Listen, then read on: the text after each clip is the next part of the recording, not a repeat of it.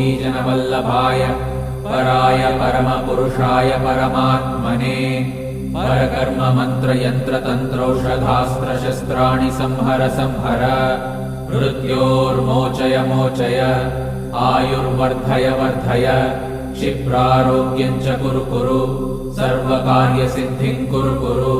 ॐ नमो भगवते महासुदर्शनाय दीप्त्रे ज्वालापरिवृताय सर्वारिष्टविनाशाय सर्वसम्पत्कराय सर्वदिक्शोभनकराय सहस्रज्वालाय परमात्मने परब्रह्मणे परञ्ज्योतिषे हुं फट् स्वाहा।